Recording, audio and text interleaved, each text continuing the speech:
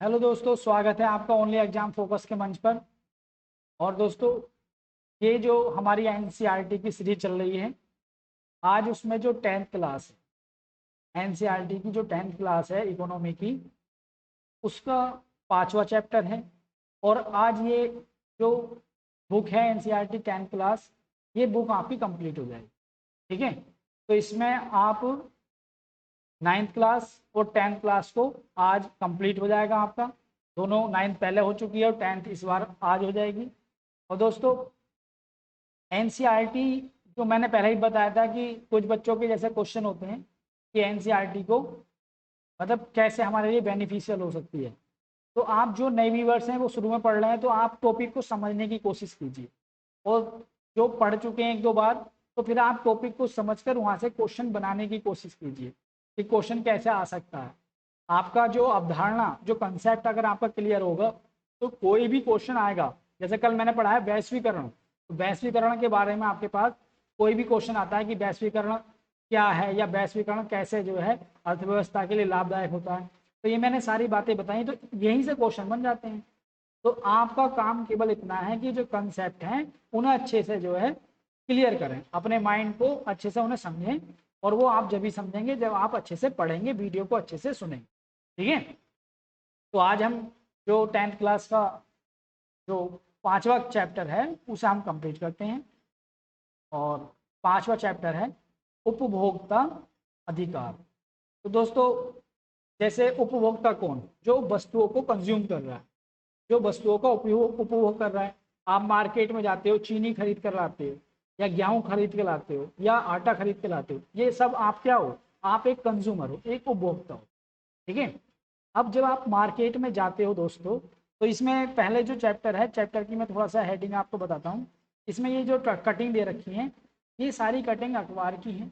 और इसमें दिया हुआ है कि कैसे उपभोक्ताओं का शोषण होता है और कैसे उपभोक्ताओं की सुरक्षा की जा सकती है। तो ये सारी हेडिंग है, इसीलिए जो है ये हेडिंग यहाँ दी गई है कटिंग अखबार की, कि उपभोक्ताओं को अपने अधिकारों के प्रति जागरूक करना। ठीक है, तो मैं आपको बताता हूँ कि जब आप मार्केट में जाते हो तो आपकी दो कंडीशन हो सकती हैं।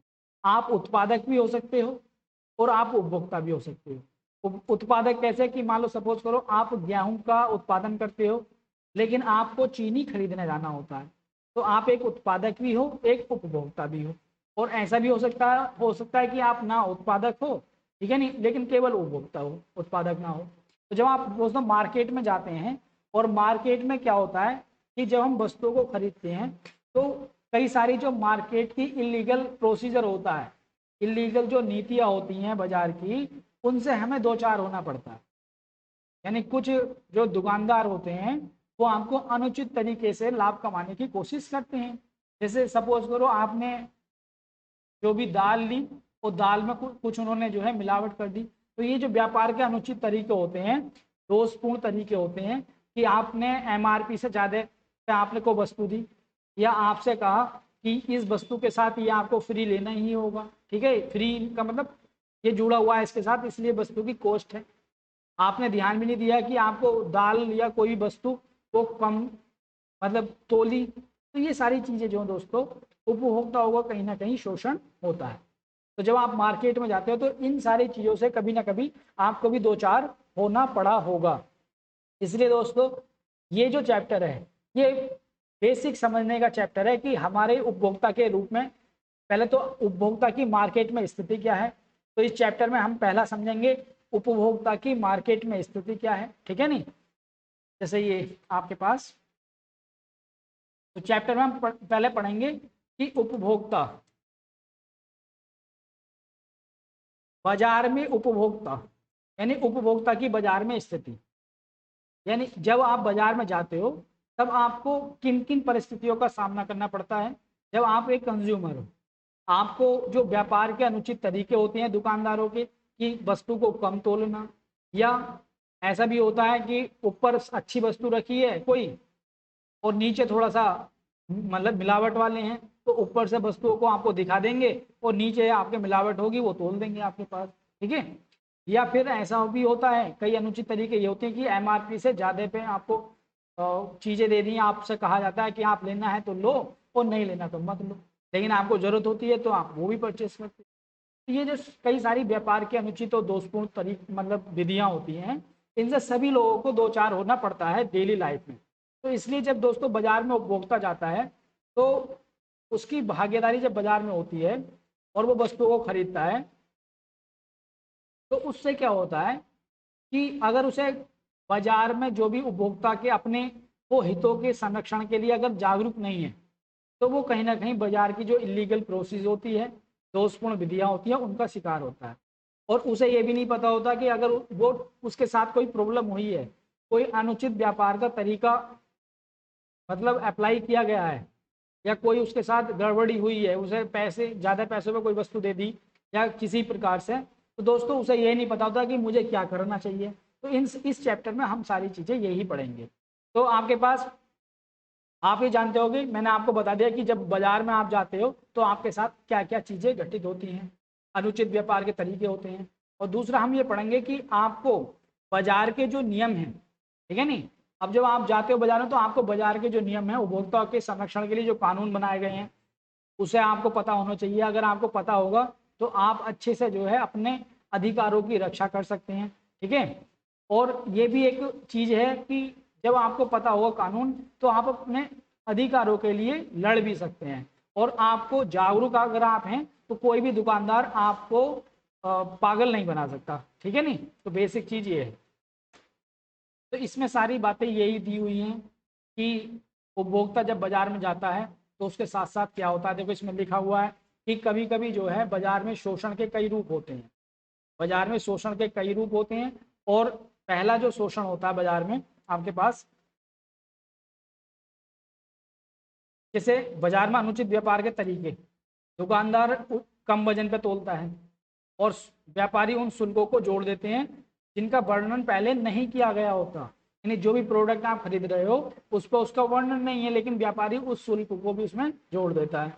और मिलावटी वस्तुएं, तो ये दोस्तों दोषपूर्ण विधियां हैं जिनका शिकार दैनिक जीवन में किसी न किसी को होना पड़ता है। तो हम इस, क्योंकि उत्पादक जो होते हैं वो थोड़े शक्तिशाली, दुकानदार अगर बड़ा दुकानदार है तो आप उससे कह भी नहीं सकते। आप कहोगे तो वो कह देगा लेना है आपको लो, नहीं तो मैं तो वापस नहीं करूंगा अब आपने लिया तो एक बार। तो उससे क्या होता है, उपभोक्ता कहीं ना कहीं थका हुआ सा अपने आप को महसूस करता है। कभी ना कभी आपके सामने भी ऐसी परिस्थितियां आई होंगी, ठीक है। तो हम इसमें यही पढ़ेंगे कि उपभोक्ता बाजार में जब जाता है तो किन किन चीज़ों को, ये मैंने आपको बताया कि अनुचित व्यापार के जो तरीके हैं वो मैंने आपको बताए, क्या क्या मिलावट होता है, ज़्यादा प्राइस मतलब एमआरपी से ज़्यादा चीज प्राइस पर वस्तु बेचना, या उस मूल्य को भी उसमें इंक्लूड करना जो पहले से उस पर नहीं छपा हुआ, या एक्सपायर डेट की कोई वस्तु दे देना, ठीक है। और जब आप ले लेते हो आप बात को देखते हो ध्यान से, या ध्यान भी नहीं देते हो, वापसी करने जाते हो तो फिर तरह तरह के आपको जो है वो आ, ये कहता है कि भाई मेरा इसमें कोई नहीं है, आप ले गए अब मैं वापस नहीं लूँगा, इस टाइप की बातें बोलता है, ठीक है। तो हमें क्या काम करना है, अपने अधिकारों के प्रति जागरूक होना है और कैसे अपने अधिकारों के लिए लड़ा जाए वो सारी चीज़ें हम देखेंगे चैप्टर। तो इसमें यही बात दे रखी है कि आप जब उपभोक्ता होते हो, बाजार में जाते हो, कंज्यूमर होते हो, तो आपको किन किन चीज़ों का सामना करना पड़ता है। और जो क्योंकि वस्तुओं का उत्पादन बड़ी कंपनियां करती हैं और उनसे आप कुछ भी नहीं कह सकते। कानूनी लड़ाई भी आप लड़ सकते हैं, लेकिन जब आपको पता ही नहीं होगा तो कैसे कानूनी लड़ाई लड़ोगे, ठीक है। तो आगे बढ़ते हैं इस चैप्टर में। सब पढ़ लेना आप, वही स्टोरी है सीधी। अब देखो ये भाई साहब बता रहे हैं कि ये टी शर्ट खरीद कर लाए तो अब कुछ टाइम के बाद टी शर्ट ये बेकार हो गई। तो ये कह रहे हैं कि ये टी शर्ट जो है मुझे दी इस वजह से गई थी क्योंकि कुछ टाइम बाद ये खराब हो जाएगी, फिर नई खरीदनी पड़ेगी, ठीक है। तो इस टाइप से भी बाजार में एक प्रणाली गलत होती है। क्यों? उससे क्या होता है कि आप माल जो दे रहे हो आप अच्छा बता के दे रहे हो, लेकिन वो अगर खराब निकल जाता है माल और आप दुकानदार के पास जाते हो तो कहता है कि जो है भाई मैंने तो सही था, उस समय जो दिया था जो भी चला था मैंने आपको बताया था। तो उसमें हम चले जाते हैं। तो इसलिए जो है हमें सारी चीज़ों को बहुत ही जागरूकता के साथ जब हम बाजार जाते हैं हमें खरीदना चाहिए और देखना भी चाहिए। अब देखो इन्होंने ये बताया कि जैसे जो बच्चे होते हैं उनके लिए दूध के पाउडर का इन्होंने जो है एक एग्जाम्पल लिया कि दूध के पाउडर में लिखा हुआ वैज्ञानिक उत्पाद के रूप में शिशुओं के दूध का जो पाउडर है पूरे विश्व में कई वर्षों तक बेचा। और विश्व के लगातार संघर्ष के बाद कंपनी को यह स्वीकार करना पड़ा ये झूठे दावे उसने जो किए थे वो झूठे थे दावे। यानी जो भी उसने दूध के पाउडर को लेकर कहा था कि तंदुरुस्त होगा, तंदुरुस्त बना देगा, बॉडी को मजबूत बना देगा, ये सारे दावे जो है खत्म करने पड़े, मतलब झूठे थे उसके। ठीक है, काफी केस के बाद। और आप मतलब सभी लोग जानते हैं कि स्मोक हानिकारक होता है, लेकिन दोस्तों जो कंपनी है वो जानते हैं, लेकिन तंबाकू बेचने की फिर भी, मतलब सरकार भी जानती है, सारे लोग जानते हैं कि आपके पास स्मोक से हानिकारक है, लेकिन फिर भी कंपनियां बनाती हैं और बेचने की अनुमति भी दी जाती है। क्यों? क्योंकि बाजार भारत में, मैंने आपको बताया था, मतलब उदारीकरण है, भारत में खुली व्यवस्था है, आप ऐसे किसी को टैक्स नहीं लगा सकते, व्यापार करने की छूट है। पर हाँ, अगर क्योंकि सरकार को भी टैक्स मिलता है इन सब उससे, और बड़ा टैक्स सरकार को इनसे मिलता है, हानिकारक चीज़ों से, मतलब जो वाइन होती है, शराब होती है, या आपके पास तंबाकू की कंपनियां होती हैं, इनसे टैक्स मिलता है। इसलिए जानते हैं सब हानिकारक है, लेकिन फिर भी नहीं, बस साइड में बोले फोटो चिपका दो एक कि ये हानिकारक है, लोग अपने आप नहीं लेंगे। अरे भैया, जब तुम लोगों तक पहुंचा रहे हो तो क्यों नहीं लेंगे लोग उसे? ठीक है, जिसे आदत लगी हुई है।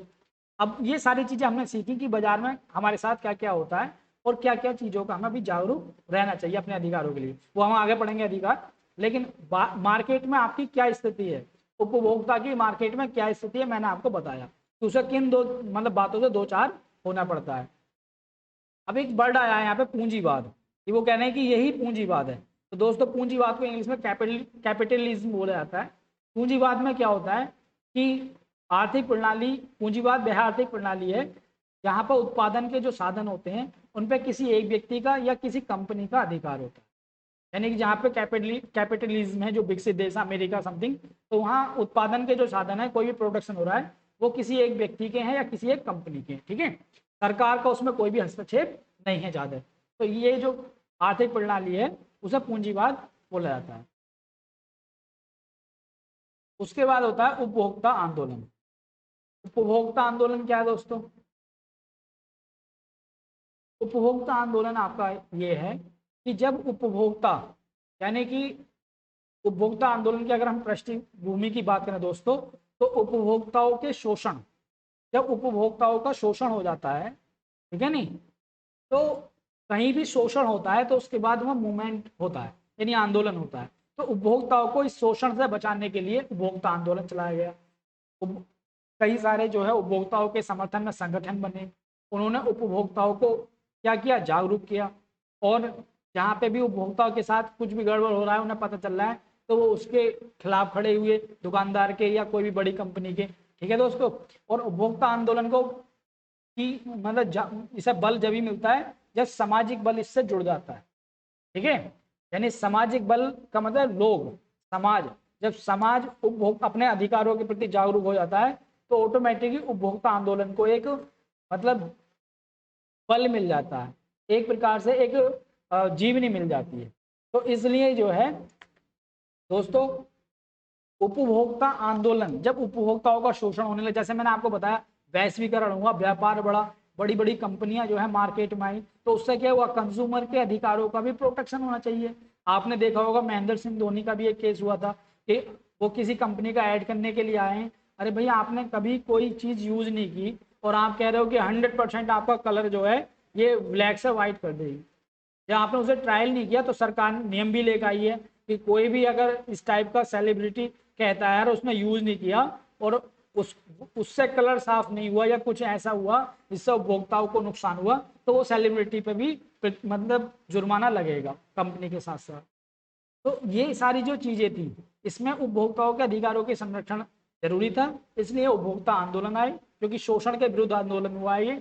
और इसमें क्या क्या काम हुआ कि जो लोग हैं उन्हें उपभोक्ता अधिकारों के प्रति जागरूक किया गया और उपभोक्ता के हितों की रक्षा करने के लिए प्रोत्साहित किया गया। ठीक है, सन 1960 के दशक में उपभोक्ता आंदोलन का उदय हुआ और 70 के दशक में जो है बहुत सारी उपभोक्ता मतलब संस्थाएं जो उपभोक्ता अधिकारों के लिए लड़ती हैं, बहुत सारे एनजीओ, बहुत सारे संगठन बने और वो उपभोक्ताओं के, कंज्यूमर के राइट्स को लेकर, उनके अधिकारों को लेकर जागरूक हैं, सक्रिय हैं। ठीक है, कहीं भी ऐसा कोई मामला आता है तो ये लोग उन लोगों से संपर्क करते हैं और उनके अधिकारों के प्रति कंपनी के खिलाफ कुछ भी कानूनी कार्रवाई करते हैं और कोशिश करते हैं कि उसकी उपभोक्ता के अधिकारों का संरक्षण हो। तो अगर आपसे इसमें ज़्यादा पढ़ने की कोई इतना बड़ा मूवमेंट नहीं है, पर ये है कि हाँ उस लिहाज से बहुत बड़ा मूवमेंट है कि आपको मार्केट में आपके अधिकारों को कैसे प्रोटेक्ट किया जाए, क्योंकि इतनी मल्टीनेशनल कंपनी है, बड़ी बड़ी कंपनियां हैं जिनके पास इतना पैसा है किसी भी देश की अर्थव्यवस्था से ज़्यादा है। तो इसलिए दोस्तों वहाँ पर उपभोक्ताओं के अधिकारों का संरक्षण होना बहुत जरूरी है, क्योंकि वो कहते हैं कि जो जैसे बड़ी कंपनियां छोटे व्यापारी से उनने वस्तु ली और उस पर अपना टैग लगाया और वो आपको बेच रहा है, पैसे आपसे ले रहा है कि ब्रांड वाले, और माल कहाँ से, छोटे व्यापारी से बनवाया। तो इस टाइप से अगर उस कोई भी वस्तु है, कोई दवाई है, या जिस पर्पस के आपने उद्देश्य के लिए वो वस्तु ली है, अगर वो अपने पर्पस को पूरा नहीं करती है तो दोस्तों वो कंपनी इसके लिए जिम्मेदार है। ठीक है। और जब ये 1960 और 70 के दशक में ये आंदोलन काफी बढ़ रहा था, तो उसी समय जो है 1985 में संयुक्त राष्ट्र संघ उपभोक्ता सुरक्षा के लिए भी जो है दिशा निर्देश जारी किए गए यूनाइटेड नेशन में। ठीक है। और उसी समय जो है उपभोक्ता संरक्षण अधिनियम 1986 के को पारित किया गया, जिससे उपभोक्ताओं के अधिकारों का संरक्षण किया जा सके। ठीक है। इसे आप पढ़ लोगे। आगे बढ़ते हैं। तो दोस्तों ये जो दे रखे हैं फोटो, ये आपके पास हर जिले में एक उपभोक्ता शिकायत केंद्र होता है। किसी व्यक्ति को जो वस्तु उसने खरीदी है उससे संबंधित जो भी जानकारी उस पर लिखी है, अगर उस व्यक्ति को फायदा नहीं होता है या वो अपने एम में पूरा नहीं उतर पाती वस्तु, तो आप कंज्यूमर होम जा सकते हो, शिकायत केंद्र जा सकते हो और अपनी बात रख सकते हो। ठीक है। ये हर जिले में होता है। अब आता है उपभोक्ता के अधिकार। तो दोस्तों अगर उपभोक्ताओं के अधिकार की बात करें, यानी कि आप एक कंज्यूमर हो, तो आपको पता होना चाहिए आपके क्या क्या अधिकार हैं। सबसे पहले है सुरक्षा का अधिकार। सुरक्षा का अधिकार मतलब ये है कि आप कोई भी वस्तु अगर खरीद के ला रहे हो तो आपकी सुरक्षा का अधिकार आपका है। अगर उस वस्तु से आपको कोई भी हार्मफुल मतलब कुछ भी चीज होती है आपको, मतलब बॉडी पे या कुछ भी हानि पहुंचती है, तो जिस कंपनी से आपने खरीदा है या कंपनी को जिस वस्तु को जिसने बेचा है, तो वो उस चीज के लिए जिम्मेदार है। इसे मैं एग्जाम्पल से समझा सकता हूँ कि ये एक रेजी का इन्होंने एक एग्जाम्पल दे रखा है, बहुत ही अच्छा है। ये बेचारे इनके टोंसिल हो गए थे, इनके टोंसिल हो गए थे, तो एक हॉस्पिटल में इलाज कराने के लिए गए टोंसिल का। लेकिन क्या हुआ, जो भी वहाँ दवाइयाँ दी गई, चिकित्सा सेवा दी गई, उनकी गलती के कारण दोस्तों इन्हें क्या हुआ, ये इनकी माइंड की जो मतलब बेहोशी के कारण रेजी के दिमागी असामान्यता के लक्षण आ गए। यानी कि जब इन्हें टोंसिल का ऑपरेशन किया गया तो बेहोश किया गया, और बेहोशी की दवाएं ऐसी दी, मतलब या ज़्यादा बेहोश कर दिया ज़्यादा टाइम के लिए, कि इनकी जो मानसिक स्थिति है वो बिगड़ गई। तो सुरक्षा का अधिकार यहाँ काम करता है कि भाई हम चिकित्सा ले रहे हैं किसी अच्छी चीज़ के लिए, लेकिन आपकी लापरवाही से हमारा और हानि हो गई, तो ये हम कंज्यूमर हैं, हम सेवा ले रहे हैं आपसे, पैसे दे रहे हैं आपको, तो ये हमारा अधिकार है कि हमारा जीवन सुरक्षित रहना चाहिए। सपोज करो आपने कोई भी बॉडी लोशन लेकर आए, आप बॉडी लोशन लेकर आए कि शरीर पर जो मुंह से लगाएंगे तो त्वचा सही रहेगी, लेकिन उस बॉडी लोशन ने आपके एलर्जी कर दी, और इतनी एलर्जी कर दी कि आपको बहुत ज्यादा प्रॉब्लम होने लगी। ठीक है। और फिर आपने चेक करवाया कि बॉडी लोशन के अंदर एक चीज ऐसी थी या कोई भी केमिकल ऐसा था जो बॉडी के लिए हानिकारक होता है, तब आप इस चीज को कंज्यूमर फॉर्म में लेके जा सकते हो।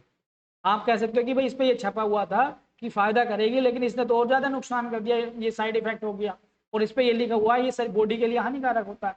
तो इसलिए दोस्तों उपभोक्ता को सुरक्षा, अपने जीवन की सुरक्षा का अधिकार है, पहला अधिकार ये हो जाता है। और मैंने आपको बता दिया कि कैसे जो है अधिकार सुरक्षा का मतलब क्या होता है। ठीक है नहीं, यानी कि बाजारीकरण और सेवा को जो आप प्राप्त कर रहे हो उनसे सुरक्षित रहने का आपको अधिकार है। यानी जो भी प्रोडक्ट आप मार्केट से खरीद रहे हो तो उनसे कैसे सुरक्षित रहा जाए, वो अधिकार आपके पास है। ठीक है। और दूसरा अधिकार इसे पढ़ लेना आप, ये सारी बातें यही लिखी हुई हैं कि गुणवत्तापूर्ण वस्तु होनी चाहिए और सारी चीजें होनी चाहिए, तो ये आप इसमें देख लोगे। ठीक है।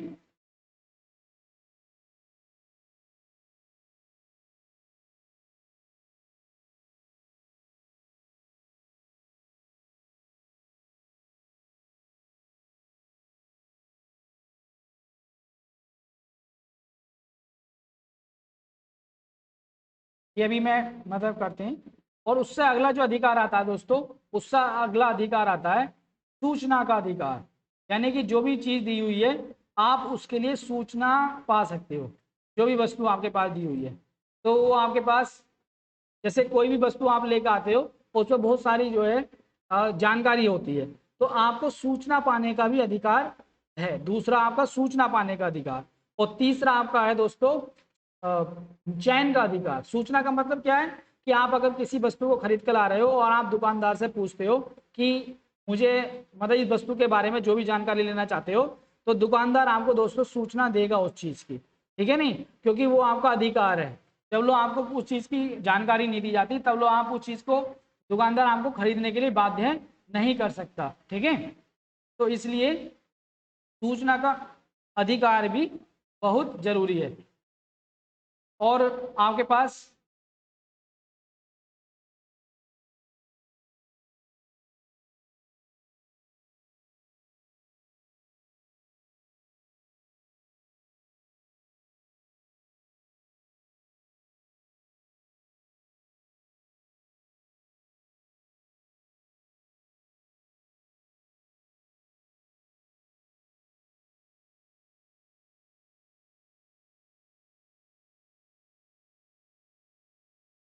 तो ये आपके पास आ जाता है।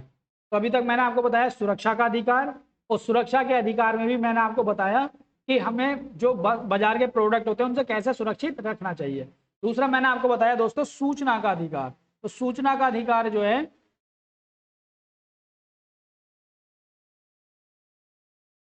वस्तु और सेवाओं की जानकारी का अधिकार। तो वस्तु और सेवाओं की जानकारी का अधिकार यानी कोई वस्तु आप मार्केट से खरीद रहे हो, आप अच्छे से जो है पहले जो दुकानदार होते हैं उनसे पहले अच्छे से उसके बारे में जानकारी लेने का आपका अधिकार है। बहुत से आपके पास दुकानदार ऐसे होते हैं, आप ज्यादा उनसे पूछते हो तो कहते हैं नहीं आपको नहीं लेनी, आप चाहिए। अरे नहीं भाई, हमारा अधिकार है, जितनी हमें लगेगा कोई भी डाउट है उस वस्तु के बारे में हम पूरी से जानकारी लेंगे। तो सूचना प्राप्त करने का दोस्तों आपका अधिकार है। और इसी संदर्भ में जो 2005 में एक कानून आया था RTI, राइट टू इंफॉर्मेशन। सूचना पाने का दूसरा अधिकार होता है, पहला सुरक्षा का अधिकार, दूसरा किसी वस्तु के बारे में आपको सूचना पाने का अधिकार। यानी कि आपके पास कोई भी दुकानदार MRP से ज्यादा वस्तु को नहीं बेच सकता। जो अधिकतम खुदरा मूल्य होता है उससे ज्यादा वस्तु को नहीं बेच सकता। अगर ज्यादा पे बेच रहा है तो आप उसे कह सकते हो इस चीज के लिए कि भाई आप कोई भी सूचना की भाई इतने का है तो आप इतने के क्यों दे रहे हो, ठीक है। तो ये सूचना पाने का अधिकार आपके पास दूसरा अधिकार होता है। और अगर आप कोई वस्तु खराब ले आए हैं तो आप दुकानदार के पास जा सकते हो कि भाई ये आपने वस्तु खराब दी है और जितनी मुझे जानकारी दी गई थी उसके हिसाब से ये वस्तु नहीं है, आप इसे वापसी कीजिए। और अगर वो वापसी नहीं करता है तो आप उसके खिलाफ शिकायत कर सकते हो उपभोक्ता फोरम में, ठीक है। उसके बाद आपके पास एक 2005 में ये एक्ट आया था RTI एक्ट, सरकार लेकर आई थी, राइट टू इंफॉर्मेशन। तो दोस्तों ये एक्ट क्या काम करता है, ये सूचना पाने का अधिकार है। आपको किसी बारे में ये आप मतलब जानकारी प्राप्त करनी है तो आपको RTI के थ्रू आप कुछ भी सूचना पा सकते हैं, चाहे वो आपका केस का बारे में हो या आपकी कोई भी प्रॉब्लम्स के बारे में, सरकारी डिपार्टमेंट से संबंधित जो भी सूचना है आप RTI जो अधिनियम आया था 2005 में उसके तहत पा सकते हो। और आप अपने इन उपभोक्ता जो अधिकार है उनके बारे में भी पा सकते हो। यानी जो आपके पास वस्तु आप खरीद के ला रहे हो उसके बारे में जो भी जानकारी आपको लेनी है वो भी आपको मिल जाएगी RTI एक्ट के तहत। तो दूसरा अधिकार हमारा सूचना पाने का अधिकार है। और दोस्तों तीसरा अधिकार है क्षतिपूर्ति का अधिकार, ठीक है। जैसे इन्होंने इसमें एग्जाम्पल दे रखा है कि ये इंजीनियर थी और आपके पास इन्होंने क्या काम किया, स्नातक की डिग्री ली इंजीनियरिंग की और सभी प्रमाण पत्र जो है इंटरव्यू देने के बाद सरकारी विभाग से कोई रिजल्ट नहीं आया। इंटरव्यू दे दिया लेकिन कोई रिजल्ट नहीं आया। अब ये बार बार कोशिश कर रही हैं कि अब आ जाए रिजल्ट, अब आ जाए, लेकिन इन्होंने क्योंकि भविष्य की प्लानिंग करनी है, लेकिन इन्होंने RTI के तहत जब जानकारी मांगी तब जाके इन्हें सूचना मिली और फिर इनका रिजल्ट आया। तो इसलिए जो है अगर आपको कोई प्रॉब्लम हो रही है, आपको कोई विभाग से जानकारी नहीं मिल रही है, तो आप RTI के थ्रू जो है वहाँ पे एप्लीकेशन दे सकते हैं और जानकारी प्राप्त कर सकते हैं। अगला अधिकार आता है दोस्तों क्षतिपूर्ति का अधिकार। क्षतिपूर्ति का अधिकार क्या होता है कि आपने कोई वस्तु खरीदी है और वो वस्तु खराब निकली या वो आपको लग रहा है कि मुझसे जितना कहा गया था वो क्वालिटी की वस्तु में नहीं है, तो आप कंज्यूमर फॉर्म जा सकते हो और कह सकते हो कि ये वस्तु जो है जो मुझे बताया गया था उस क्वालिटी की नहीं है, इसलिए जो है मुझे क्षतिपूर्ति दी जाए, यानी जो मेरे पैसे जमा हुए मुझे वो वापस किए जाए, या मुझे अलग से पैसे भी मतलब दिए जाएं जितने की ये वस्तु है। तो उसमें क्या होता है, ये आपका अधिकार है। दुकानदार, बड़े दुकानदार होते हैं, ये आपको मना करेंगे, लेकिन क्या होगा दोस्तों, आप कंज्यूमर फॉर्म जा सकते हैं, केस चला सकते हैं, उन पे केस चलेगा, और अगर आपके दावे सही हैं तो आपके हक में रिजल्ट आएगा, और दुकानदार को वो वस्तु भी मतलब जितने उसके वस्तु के पैसे थे वो वापसी करने पड़ेंगे, और कोर्ट उस पर आर्थिक दंड भी लगा सकती है। अब ये जो महिला हैं, इन्होंने किसी कोचिंग संस्थान में एडमिशन लिया, और इन्हें जब जब इन्होंने जानकारी ली थी उस समय बताया गया था कि बेस्ट फैकल्टी के द्वारा इन्हें पढ़ाया जाएगा, लेकिन 2 वर्ष का अध्ययन मतलब कोर्स था। इन्होंने जब 1 वर्ष पढ़ा, इन्हें लगा कि जो कोचिंग है इसमें पढ़ाई का स्तर वैसा नहीं था जैसा मुझसे बताया गया था, और साल के अंत में इन्होंने ये पढ़ाई छोड़ देती हैं। और जब इन्होंने कहा कि भाई मैंने 1 साल पढ़ा है तो 1 साल की फीस मुझे लौटा दो, क्योंकि 2 साल का पाठ्यक्रम था, तो उन्होंने माने किया कोचिंग वालों ने कि भाई हम ऐसा नहीं करेंगे। तो अब ये उपभोक्ता फोरम गई और वहां से इन्होंने केस किया, और इनके दावे ठीक निकले कि जैसे इन्हें बताया गया था वैसे वहाँ फैकल्टी नहीं थी, और इन्हें पढ़ाई का स्तर वैसा नहीं लगा, तो इसलिए 1 साल पढ़ना चाहती हैं, और 1 साल की आप फीस काट लीजिए 28,000 और बाकी इन्हें दे दीजिए। तो कोर्ट ने इनके पक्ष में निर्णय सुनाया। तो 3 अधिकार हमने पढ़े, तो इसे बोलते हैं क्षतिपूर्ति का अधिकार। यहाँ लिख देता हूँ, क्षतिपूर्ति का अधिकार। तो हमने पढ़ा, पहला अधिकार सुरक्षा का अधिकार, दूसरा सूचना का, तीसरा क्षतिपूर्ति का। ये आपके उपभोक्ताओं के अधिकार हैं, ठीक है नहीं। ये आपको जानने और चुनने का भी अधिकार है। एक है चुनने का अधिकार। चुनने का अधिकार आपके पास ये है। इसमें क्या होता है दोस्तों, चुनने का अधिकार कि आपको दुकानदार चीजें दिखाता है, आप दुकानदार से कहते हो भाई कौन कौन सी चीजें ये दिखाइए, आपको आपकी इच्छा है, आप कौन सी चीज लोगे, सस्ती लोगे, महंगी लोगे, या कौन सी लोगे।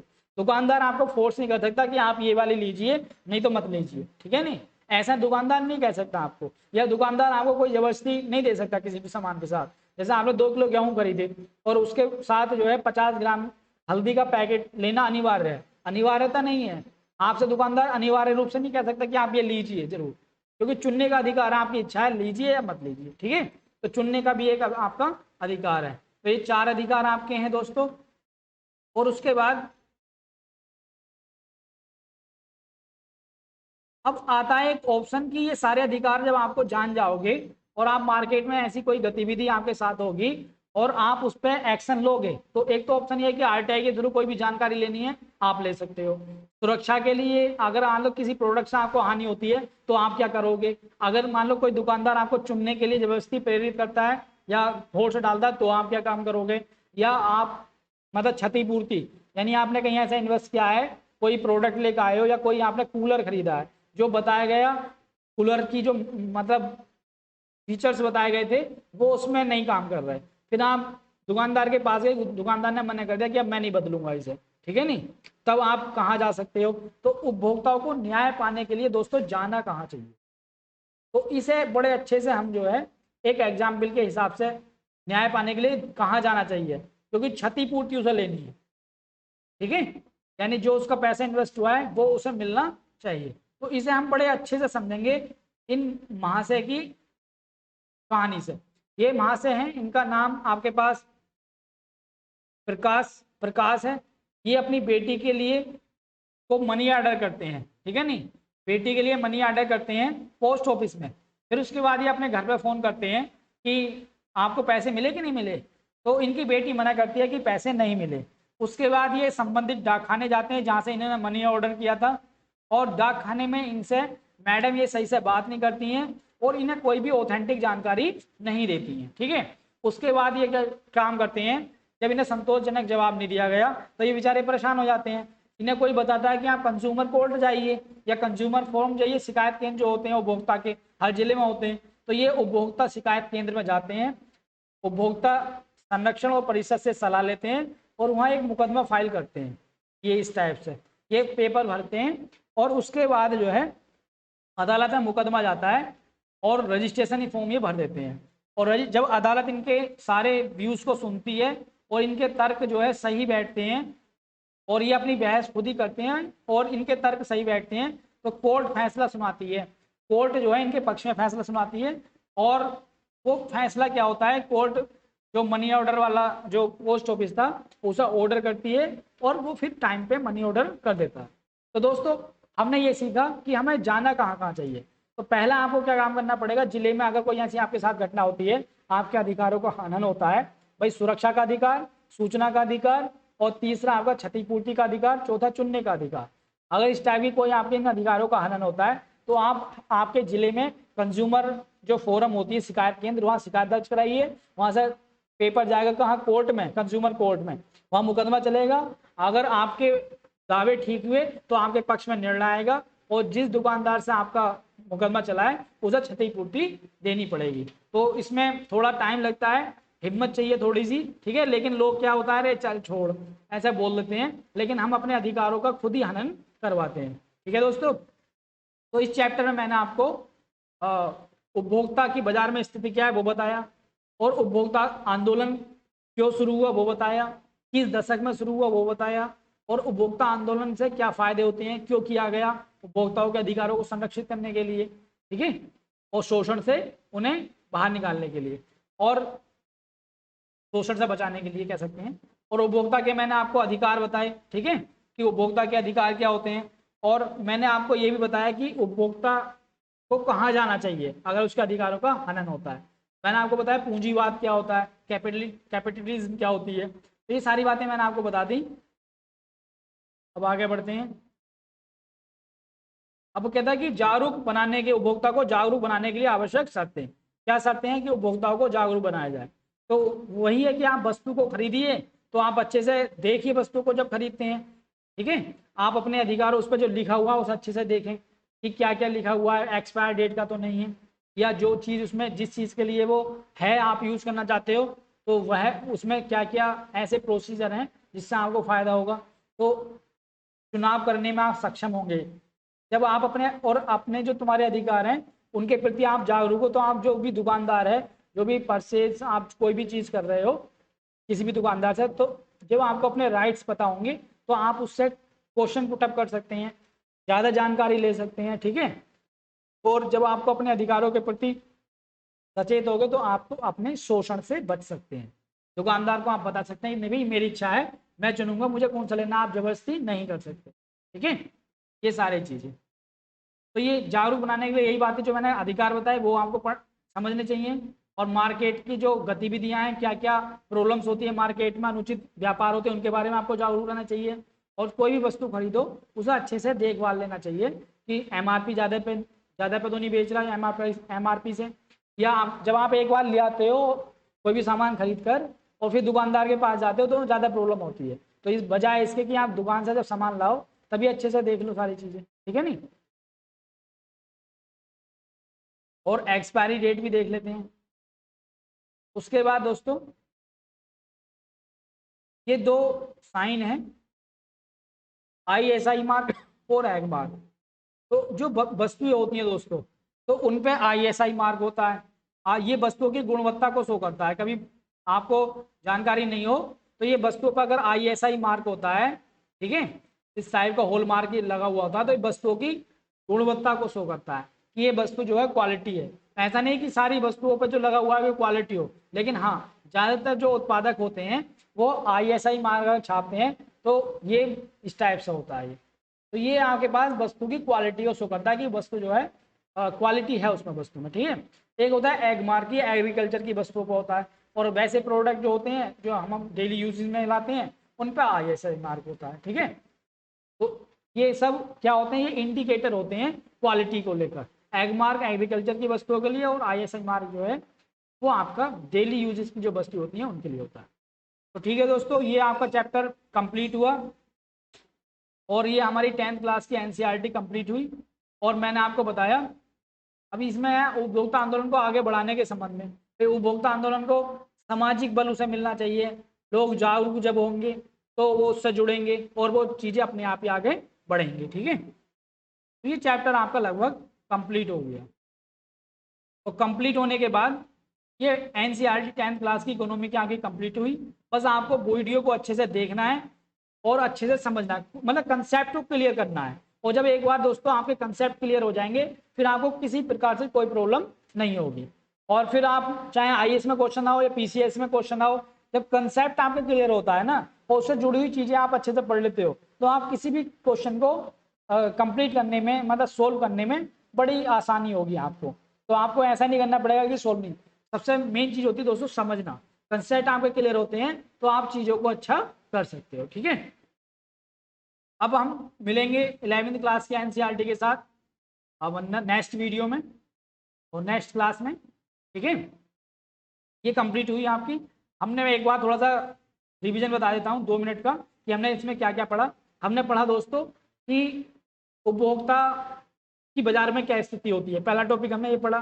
दूसरा हमने पढ़ा कि उपभोक्ता आंदोलन क्यों शुरू हुआ, शोषण के विरुद्ध शुरू हुआ। ठीक है, कैसे उसे बढ़ना चाहिए, क्योंकि सामाजिक बल मिलेगा तभी वो बढ़ेगा, लोग अपने अधिकारों के प्रति जागरूक होंगे तब वो बढ़ेगा। ठीक है नहीं, फिर अधिकार क्या उपभोक्ताओं के, तो मैंने पहले बताया आपको सुरक्षा का अधिकार है वस्तु जो आप खरीदते हो उससे। फिर उसके बाद मैंने आपको बताया सूचना का अधिकार। तीसरा आपको बताया क्षतिपूर्ति का अधिकार। चौथा आपको बताया चुनने का अधिकार। ठीक है नहीं, तो ये सारी चीजें आपके पास अधिकार हैं। फिर मैंने आपको बताया कि जो हॉलमार्क होते हैं ये, कि जो एग्रीकल्चर के लिए अलग होता है आईएसआई हॉलमार्क अलग होता है, तो ये वस्तुओं की क्वालिटी को शो करते हैं, ये मैंने आपको बताया। और कैपिटलिज्म जो है वो मैंने आपको बताया कि कैपिटलिज्म क्या होता है, पूंजीवाद। और मैंने ये बताया कि अगर आपके अधिकारों का हनन होता है उपभोक्ता अधिकारों का मार्केट में, तो आप कैसे जो है न्याय पा सकते हो। आपको अपने जिले के कंज्यूमर जो फोरम होता है वहाँ शिकायत दर्ज करनी पड़ेगी, वहाँ से केस कंज्यूमर कोर्ट में पहुंचेगा और आपके अगर दावे सही होंगे तो आपके पक्ष में निर्णय आ जाएगा। ठीक है, और वो दुकानदार को मानना होगा, या दुकानदार उसके खिलाफ आगे शिकायत करेगा तो आप भी आगे शिकायत करोगे। ठीक है, तो ये सारी चीज़ों को मैंने किया और आपका अच्छा सपोर्ट मिल रहा है, उसके लिए धन्यवाद। इसी टाइप से जो है आप लगातार पढ़ते रहिए। ठीक है, और अपनी मेहनत को डबल करते रहिए जिससे आप एग्जाम में अच्छी सफलता मिल सके। ठीक है दोस्तों, और एनसीईआरटी की पीडीएफ कैसे डाउनलोड की जाए वो आपको टेलीग्राम में मिल जाएगा लिंक उसका। और पढ़ने के जो तरीके हैं कैसे पढ़ा जाए उसके लिए कोशिश करेंगे अलग से वीडियो बनाने का।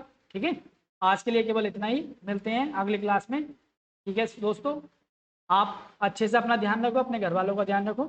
जय हिंद, जय हिंद दोस्तों।